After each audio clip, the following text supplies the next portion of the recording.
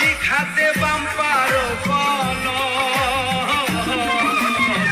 শেখ হাসিনার আবার প্রয়োজন দেশের জনগণ শেখ হাসিনার আবার প্রয়োজন